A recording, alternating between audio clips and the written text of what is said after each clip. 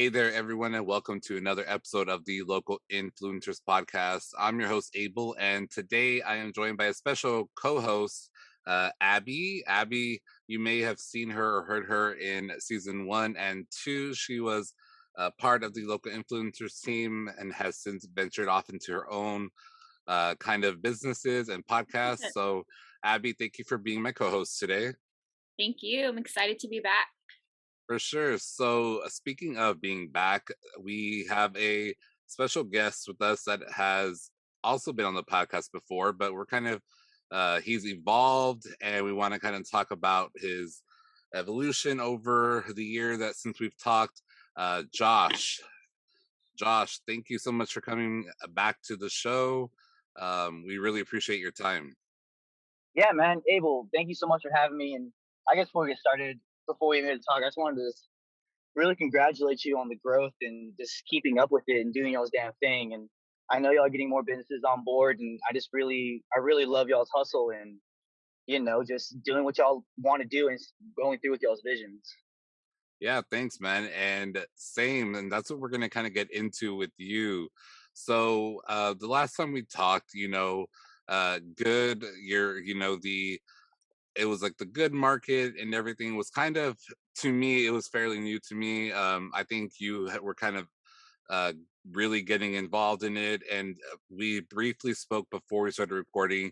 And I kind of just want to talk about the evolution and your for like of good and for good. What has changed for your vision of it? Have you where you are now? Is it where you expect it to be with good? Kind of let us know, and the listeners know how that's going. I mean, with good, it's been a crazy year. I'm definitely not where I thought I'd be, but I'm happy with where I'm at. We've learned a lot through just, I guess, taking the steps forward to figure out what we don't know in the sense of in the community building world. And that's kind of the vision that I've come upon is I want to build communities more, not just through community service of donating these goods that we gather for different organizations and people in need, but really getting into the nitty gritty of growing the community through presenting better opportunities, bringing knowledge that others might not have learned without us, and just getting actually into the community and building it from the bottom up. Um, that's where I'm at with good. We've kind of slowed down. We're still doing the good market. We're actually going to be our 1 year good anniversary coming up next month. So Awesome. just talk a little bit more about the good market. We've helped over 100 vendors in the Corpus Christi area. The different organizations we worked with, being the Women's Shelter, being the Humane Society, and all the other people we've worked with, we've been able to give out more than 1,000 donations. All of that going out to about $5,000 monetarily for the Humane Society. We've been able to save and help several dogs find new families, and I just feel really blessed. Yeah, I think that everyone, especially the like entrepreneurs in general and stuff, I think we all have like a vision for ourselves, and everyone sets a plan, and sometimes we kind of steer off that plan or that path. And I think sometimes in the long run it may be for the best or better, because I think that you are able to evolve, and like you said, you learned a lot out of this year so far, right? And so Yeah, I think that all the good that you and the organization have done and are doing, I think that it's just going to improve, and you're going to be able to go into your second year just swinging, because you're going to learn from whatever I don't want to say mistakes, but just whatever bumps in the road that may have occurred. You know what I mean? we can So call them mistakes, man. I've made many mistakes this year, but like you said, it's just a bump in the road that we yeah. just really learn from. And if anything, it just builds character and allows us to, when it comes upon us again, to really just thrive in the situation because we've been there. Yeah, for sure. So since we last talked, you have also kind of added talent management to your resume here. So So yeah, let's talk a little bit about man, that. talent management. So for me, I started off with Meta Entertainment. I started off managing Ambrose Brown and Meta, two local rappers scene that my brothers at this point.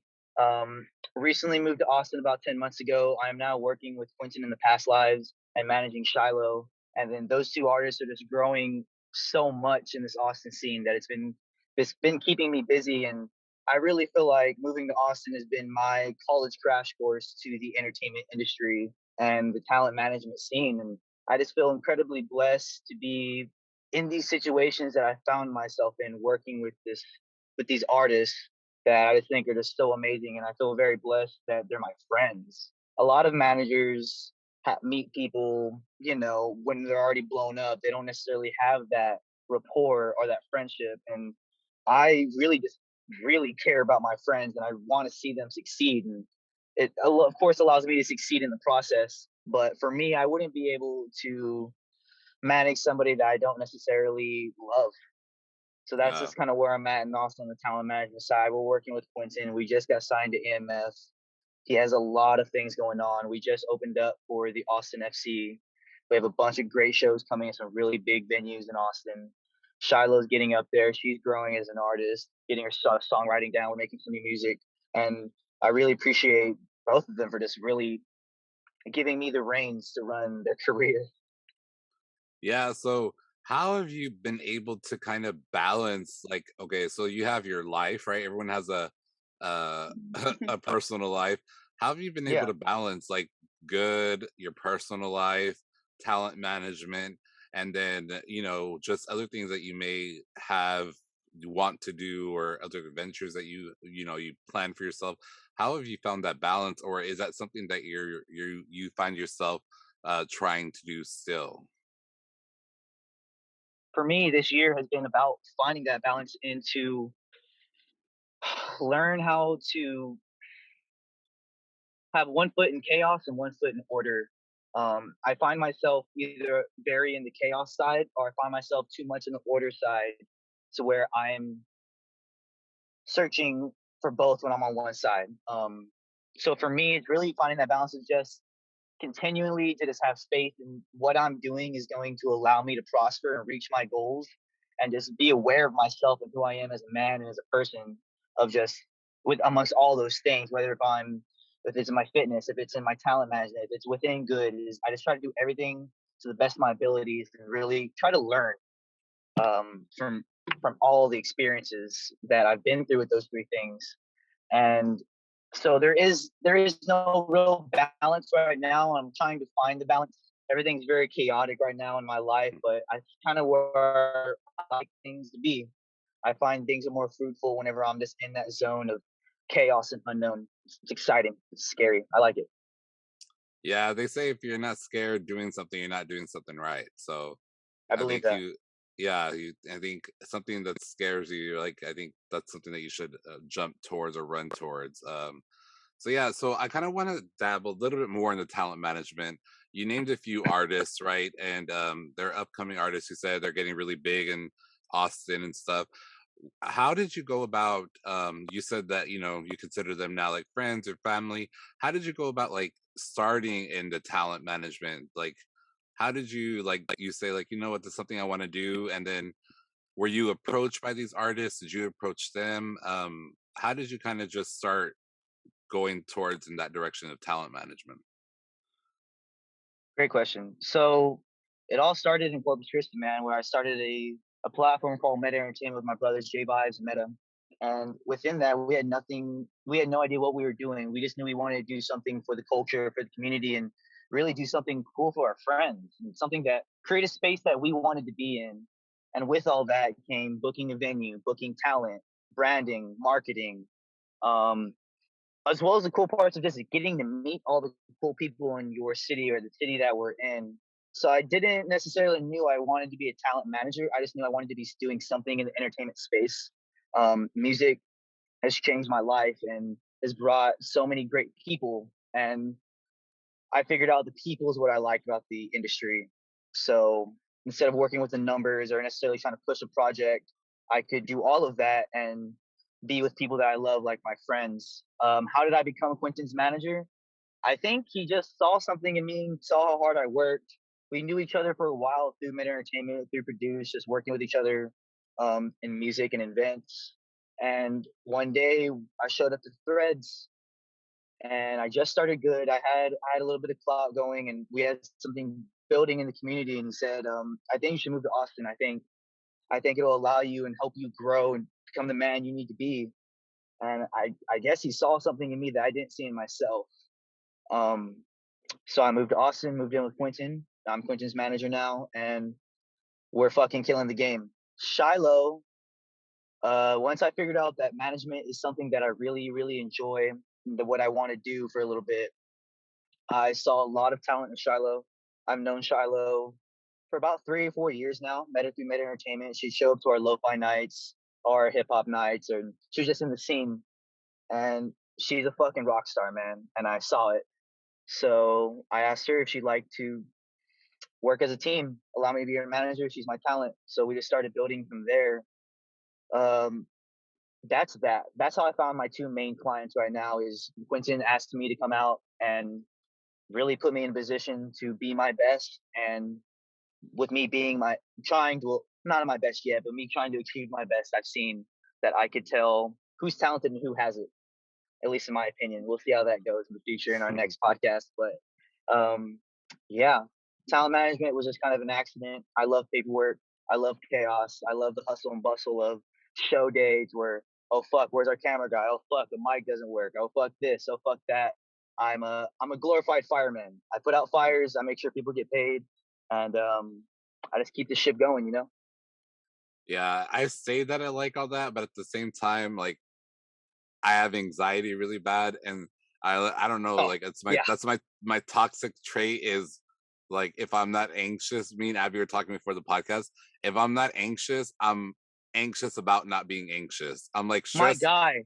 That's so If true for me as well. Like for me, I think one of the biggest realizations I've had is in the seasons of quietness. Like last month, we started off November. When were we in October, November. What was the month before?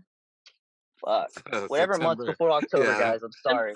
Uh, we had I was curating a show in Corpus. So I curated a show in Corpus, all out of town artists.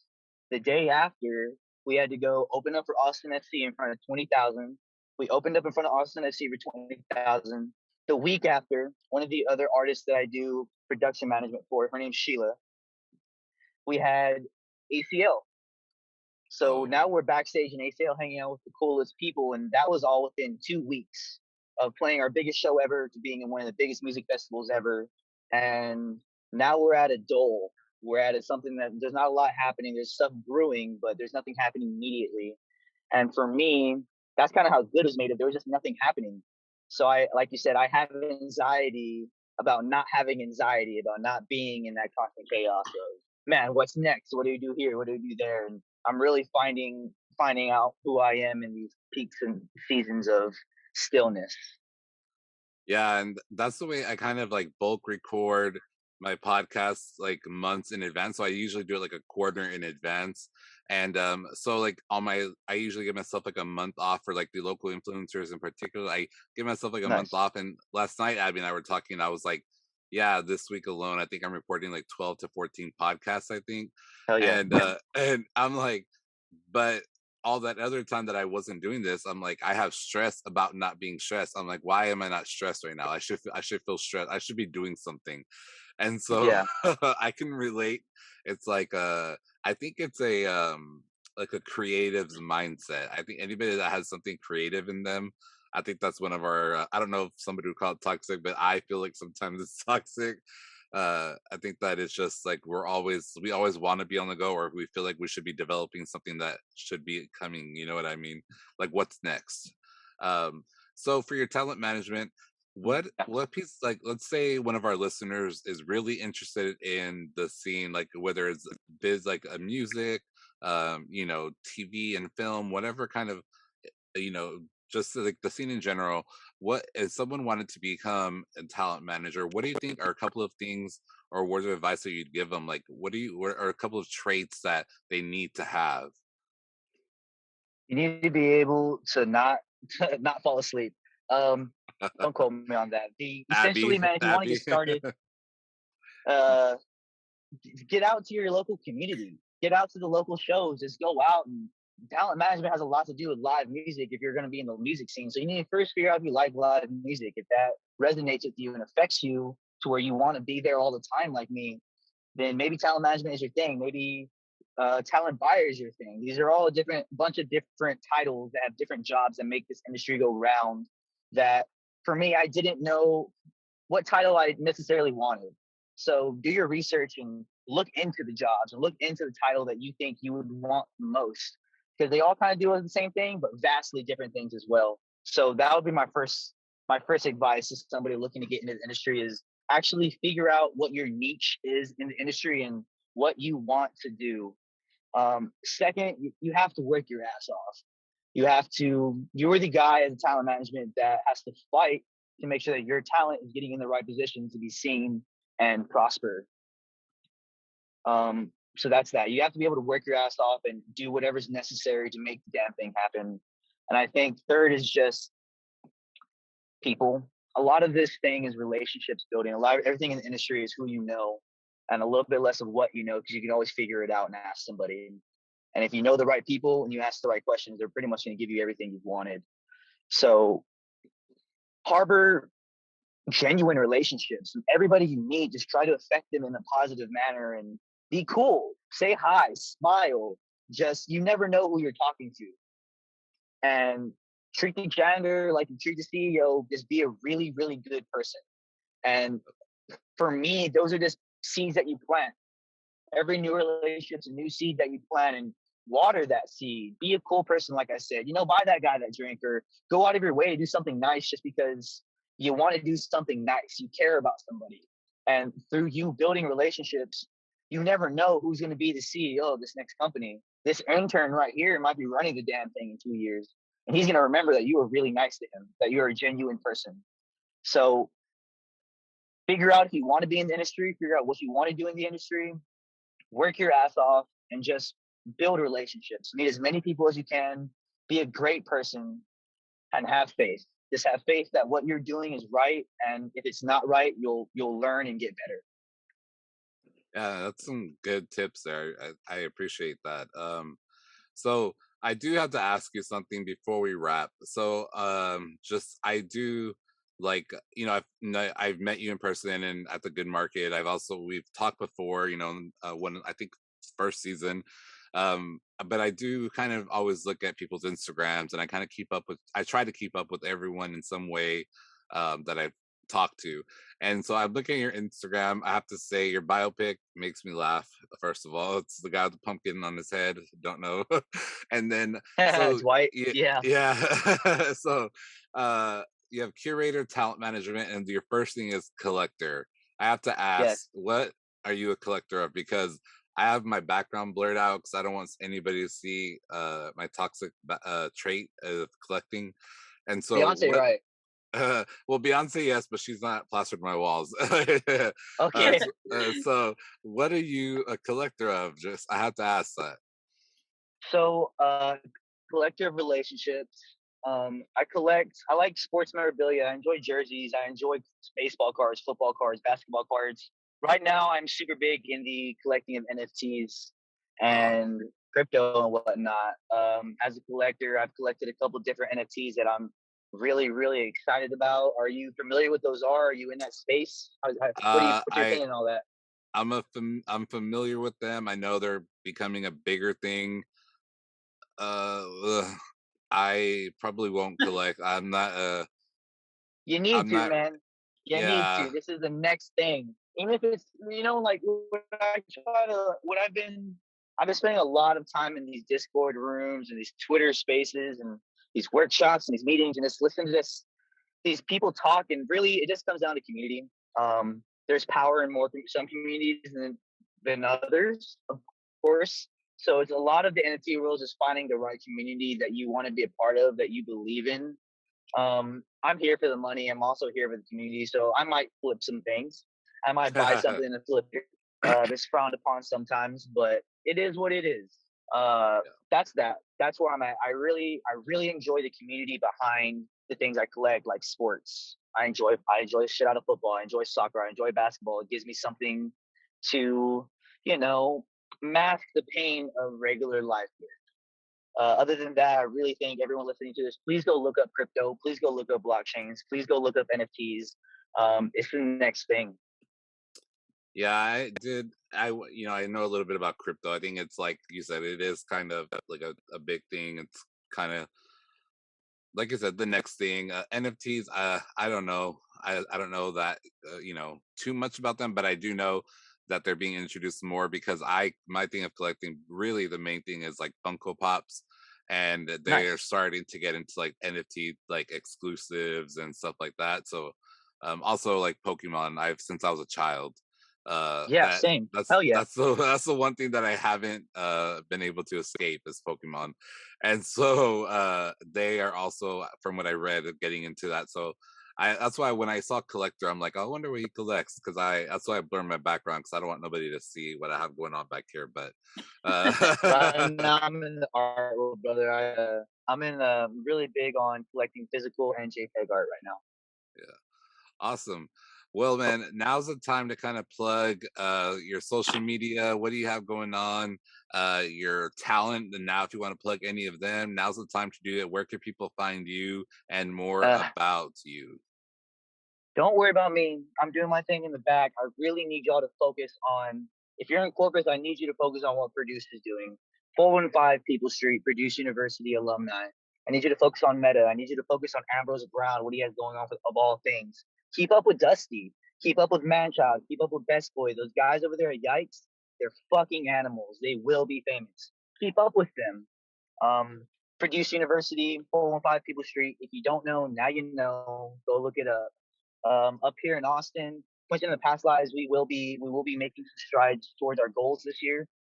We have a lot of support in our home city, so thank you everybody from Corpus listening and supporting us in Quentin. Just keep doing that. And Shiloh's up next. We have music brewing. We have a lot of things brewing. So just keep up with Quentin, Shiloh. For good, you can expect a lot more good things. Um, More charity. I'm looking at dropping some good NFTs. I'm looking to get in the community more in the sense of presenting more opportunities to the youth and just providing more knowledge to the community to allow our community to grow individually, put more money in more people's pockets, provide more opportunities, feed more mouths, and just keep doing the damn thing and making the world a better place. Awesome, man. Well, thank you very much. I am glad to see the evolution of you and good and everything that you're doing. Who knows? Maybe in a year we're gonna come back around with another full circle and we'll see how that goes. But I will have whatever social links that you want to share with the listeners. I will have those in the show notes. So Perfect. everyone, all you'll have to do is click and it will take you there. Until next time, guys, thank you so much for listening. Please, wherever you are listening, go out into your community, make a change, and do something good. We will Do chat something soon. good, baby. Hell yeah. Yeah, Thank you, Abel. You have a great yeah, day. Abby, for you as sure. well. Very nice meeting you. Nice meeting you too. Thanks, y'all. Have a Later, good guys. one.